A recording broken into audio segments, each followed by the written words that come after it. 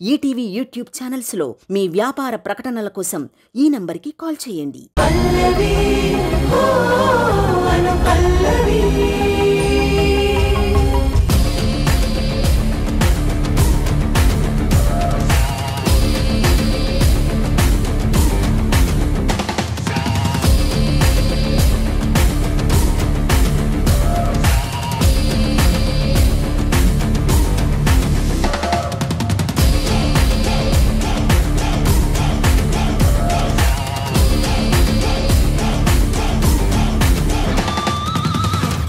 అబ్బా పల్లవి, అద్దిరిపోయావు. మా అన్నయ్య నిన్నిలా చూశాడంటే ఏమో రితిక, వద్దు అంటుంటే ఇలా రెడీ చేశారు. నాకు చాలా ఇబ్బందిగా అనిపిస్తుంది. చరణ్ ఎంత మోడ్రన్ గా ఉంటాడు. తనకు తగ్గట్టు నువ్వు కూడా అల్ట్రా మోడ్రన్ లా రెడీ అయ్యావు. That's it.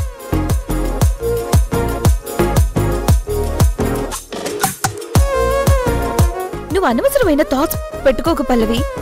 మోడర్న్ డ్రెస్ లో నువ్వు చాలా బాగున్నావు.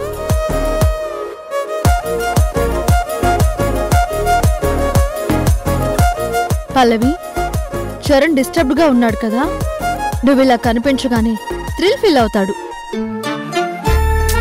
అవును, నిన్ను వదలమన్నా వదలడు. ఆ డిస్టర్బెన్సెస్ అన్నీ పోయి ఫుల్ హ్యాపీ ఫీల్ అవుతాడు.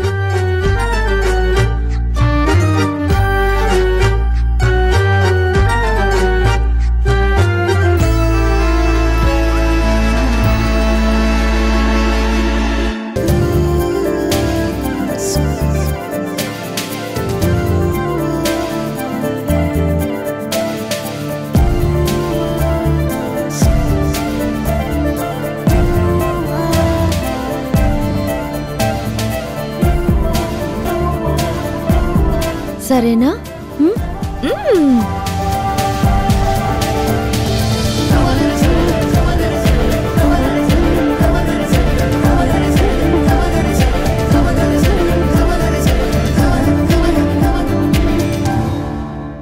వదినా, పల్లవిని మోడ్రన్ గా చూసి చరణ్ అట్రాక్ట్ అయితే? రితిక, పల్లవి ఎలా రెడీ అయినా చరణ్కి నచ్చదు. ఎందుకంటే మనసులో పల్లవి లేదు కాబట్టి. ఏమో వదినా, ఒక్కోసారి మన ఎత్తులు తారుమారవ్వచ్చు. నాకెందుకో డౌట్గా ఉంది. తేడా కొడితే అనవసరంగా వాళ్ళిద్దరినీ కలిపిందానివవుతావు. Wait and see. అనియా ఒకసారి రా, నీకో సర్ప్రైజ్. ఏంటే? పల్లవి చేంజ్ చూస్తే నువ్వు చిల్ అయిపోతావు. ఏంటో అంత చేంజ్?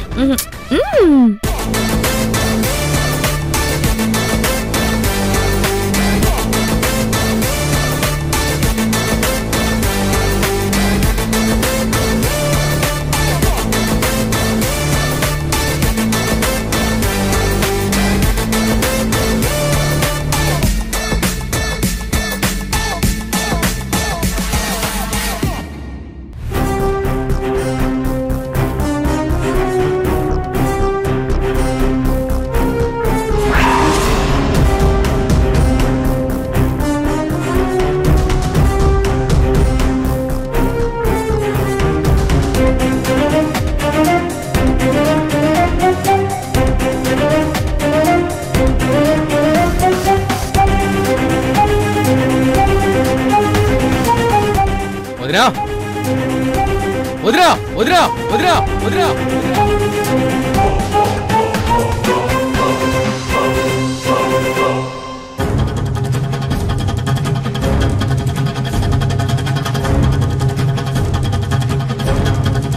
అసలు పల్లవియేనా? అసలు ఏం బుద్ధి పుట్టింది పల్లవి నీకు?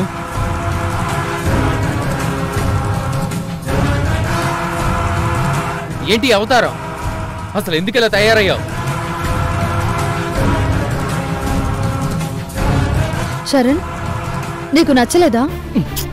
అసలు ఆ బాలకం చూడుదనా, ఎంత చీప్ గా డీగ్రేడ్ గా ఉందో.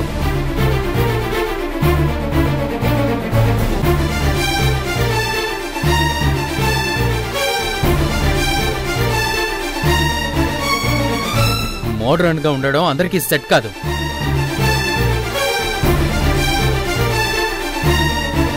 నీకు ఈ గెటప్ ఎలా ఉందో తెలుసా? గాడిదకు మేకప్ చేసినట్టు చాలా చండాలంగా ఉంది.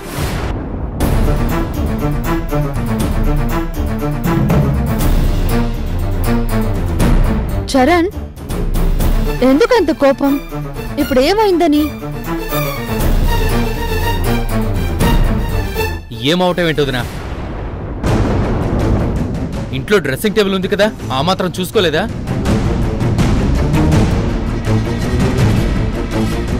అంటే ఎప్పుడూ రొటీన్ గా ఉంటుందని కొత్తగా ట్రై చేసింది. కొత్తగా కాదు, చాలా చెత్తగా ఉంది. చూస్తుంటేనే చిరాకు పడుతుంది. ఒళ్ళంతా కంపరంగా ఉంది.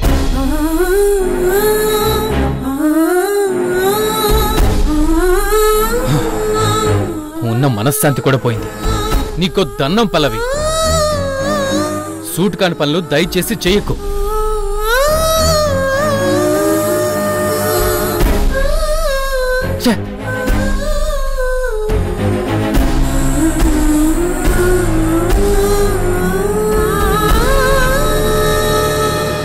రియల్లీ సారీ పల్లవి. చరణ్ ఇంత కోప్పడతాడని అనుకోలేదు. అవును దినా, నచ్చకపోతే నచ్చలేదని చెప్పాలి, అంతలా తిట్టడం ఏంటి?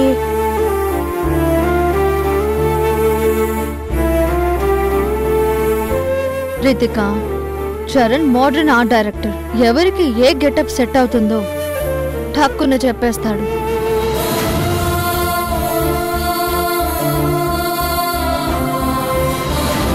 పోనీలే పల్లవి, నీకు ఆ చీప్ డ్రెస్లే బాగుంటాయి. ఏం చేస్తాం, అవే వేసుకో.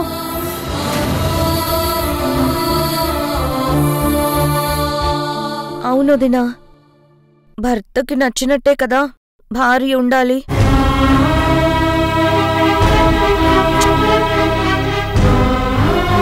అవును పల్లవి, నీకు మోడర్న్ డ్రెస్సులు, కాస్ట్లీ మేకప్లు వద్దులే. ఆ సోడా బుడ్డి కళ్ళద్దాలు, లో క్లాస్ డ్రెస్సులే అందంగా ఉంటాయి. కరెక్ట్ గా చెప్పావు వదినా. బాధపడకు పల్లవి, నువ్వు నీలాగే ఉండు. పాపం ఏంటో.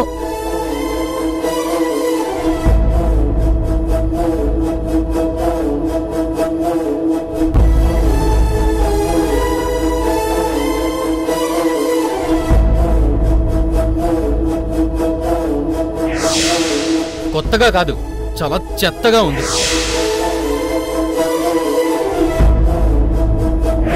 చూస్తుంటేనే చిరాకు పడుతుంది. ఒళ్ళంతా కంపరంగా ఉంది.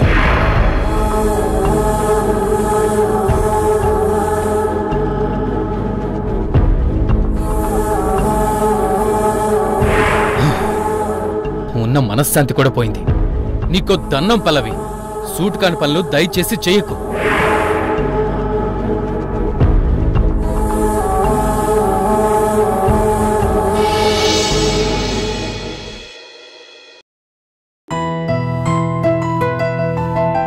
జాబ్ వచ్చింది అనుష, వెళ్ళి జాయిన్ అవడమే. కంగ్రాట్స్ కార్తీక్. కానీ ఏమైంది?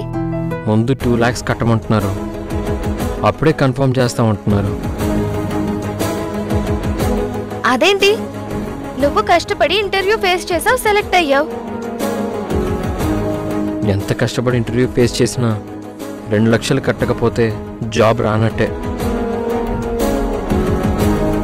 నా తర్వాత సెలెక్ట్ అయిన పర్సన్కి ఆపర్చునిటీ వెళ్ళిపోతుంది. అదేంటి కార్తీక్, మరి ఇప్పుడు ఎలా కడతావు? అదే కదా ప్రాబ్లం. చాలా మంచి జాబ్ అనుష, ఇంటర్వ్యూకి సెలెక్ట్ అవడమే చాలా గొప్ప విషయం. మరి లంచం అడగడం ఏంటి? ఈ రోజుల్లో కామన్ అనుష, నీకు తెలియదు ఏం కాదు. కానీ చాలా మంచి కంపెనీ, లైఫ్ సెట్ అయిపోతుంది. మరి ఒకసారి మీ మదర్ని అడగాల్సింది. వద్దనుష, అడిగితే ఇస్తుంది కానీ ఆ సిచ్యువేషన్ని యూజ్ చేసుకుని తను చెప్పిన అమ్మాయినే పెళ్లి చేసుకోమంటుంది.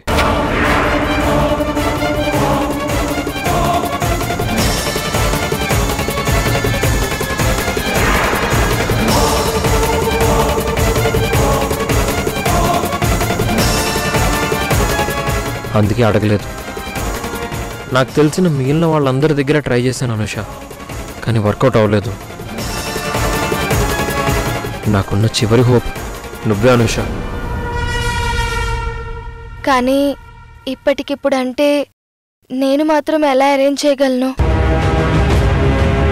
ఆ జాబ్ వస్తే మీ ఇంట్లో వాళ్ళతో చెప్పి హ్యాపీగా కలిసి ఉండొచ్చు. కరెక్టే, కానీ కరెక్టే ఏంటి? మనకి ఇంకో ఛాన్స్ లేదు అనుష. ఎప్పటి నుంచో ఎదురు చూస్తున్న జాబ్, చాలా మంచి కంపెనీ. సరే కార్తిక్, నేను ట్రై చేస్తాను. మంచి జాబ్ అంటున్నావు కదా. ఆ జాబ్ వస్తే అన్ని ప్రాబ్లమ్స్ క్లియర్ అయిపోతాయి. ఓకే కార్తిక్, అరేంజ్ అవ్వగానే ఇస్తాను. Thank you Anusha, thank you so much.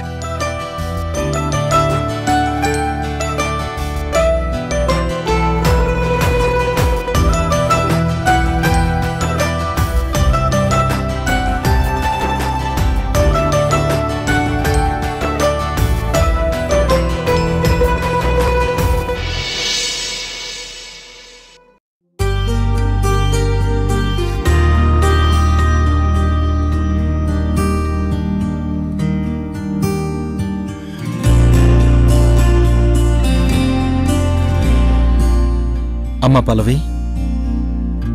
బావగారు కాఫీ ఏమైనా కావాలా? తీసుకొస్తానుండండి. వద్దమ్మా. నీకు ఇక్కడ ఏ ఇబ్బంది లేదు కదా? అంతా బానే ఉంది కదా? ఏ ఇబ్బంది లేదు బావగారు, అంతా బానే ఉంది బావగారు.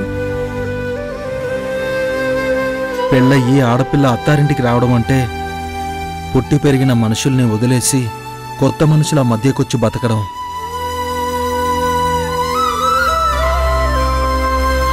ఏ మొహమాటాలు పడకుండా చక్కగా ఉండమ్మా.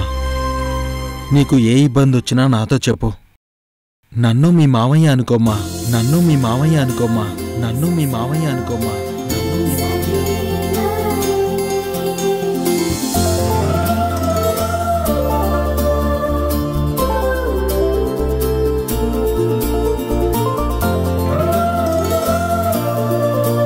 ఇవిగోమ్మా, నీకేమైనా ఖర్చులుంటే వాడుకో. నాకేం ఖర్చులుంటాయి బావగారు? ఒక్కవేళ అవసరం పడినా ఆయన్ని అడుగుతానులేండి. పర్లేదమ్మా, ఉంచు.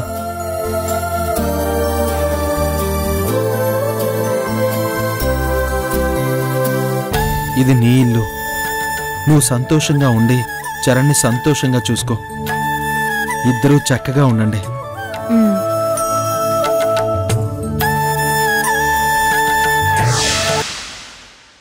నా లైఫ్లో అసలు హ్యాపీ మూమెంట్స్ లేవన్నయ్య. నేను ఒకటి అనుకుంటే ఇంకేదో జరుగుతుంది. వాడెందుకో మూడీగా డిస్టర్బ్డ్గా ఉంటున్నాడు. నీకేమైనా తెలుసా అమ్మా? అదేం లేదు బావగారు, బానే ఉన్నారు. లేదమ్మా, వాడేదో డిస్టర్బెన్స్ ఫీల్ అవుతున్నాడు. పల్లవి, నాకు ఇక్కడ కంఫర్ట్గా లేదు. మార్నింగ్ మనం మన ఇంటికి వెళ్ళిపోదాం. ఆ డిస్టర్బెన్స్ ఏంటో నువ్వే కనుక్కోమ్మా. ఆల్రెడీ నేను అడిగానమ్మా, కానీ నాకు వాడేం చెప్పలేదు. కానీ నాకు అర్థమవుతోంది. ఎందుకంటే వాడిని చిన్నప్పటి నుంచి చూస్తున్నాను కదా. తెలుసుకుంటాను బావగారు. మీరైతే బానే ఉన్నారు కదమ్మా? ఈ చిన్న చిన్న డిస్టర్బెన్స్ లాంటివి ఏం లేవు కదా? అలాంటిదేం లేదు బావగారు. సరేమ్మా, వాడు ఎందుకు అలా ఉంటున్నాడో చూసుకోవాల్సిందే నువ్వేనమ్మా. అలాగే బావగారు. వాడు బాధపడితే నా మనసుకు కష్టంగా అనిపిస్తుంది. ఒక్కోసారి వాడు చిన్నపిల్ల అలా బిహేవ్ చేస్తాడు. నువ్వే అర్థం చేసుకోమ్మా.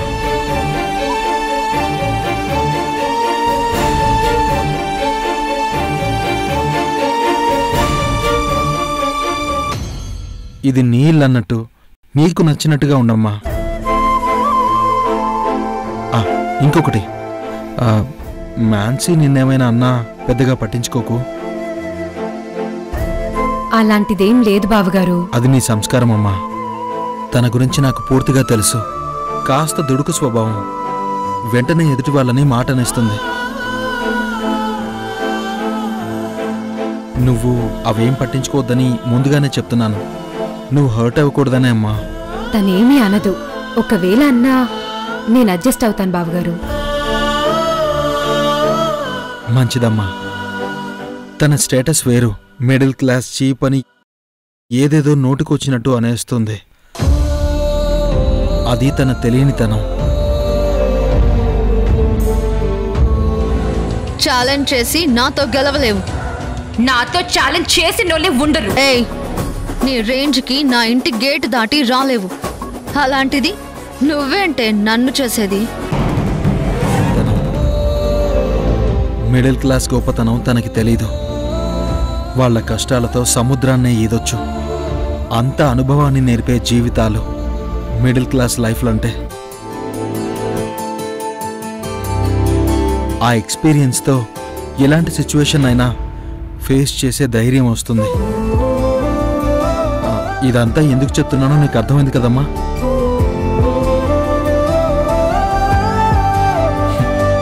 నిజానికి నేను ఇంట్లో ఎవరికీ ఏది చెప్పనమ్మా.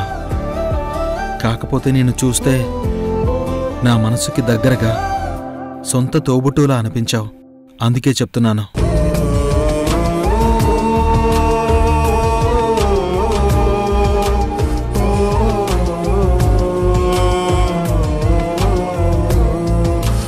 ఈ ఇంట్లో మా మావయ్య లేని లోటు లేదు బావగారు. ఈ రోజుతో తీరిపోయింది. చాలా సంతోషమమ్మా. చరణ్ని బాగా చూసుకో. ఇద్దరూ పెళ్ళయి ఎన్నేళ్ళైనా సరే ఇదే ప్రేమతో కలిసి ఉండండి. ఇదే ప్రేమతో కలిసి ఉండండి. ఇదే ప్రేమతో కలిసి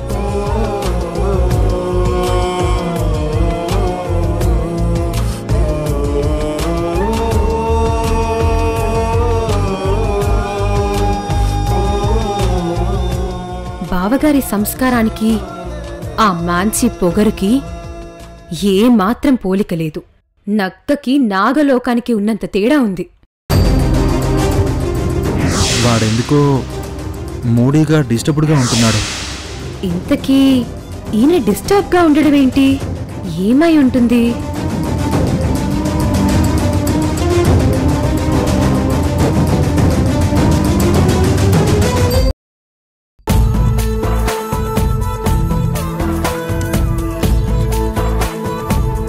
ఏం చూస్తున్నా? తీసుకో, ఇవన్నీ నీకోసమే. నేనేమీ అడగలేదు కదండి. ఇప్పుడు మేఘనా గ్రూప్ ఆఫ్ ఇండస్ట్రీస్ ఇంటికి కోడలివి. దానికి తగ్గట్టుగానే ఉండాలి కదా.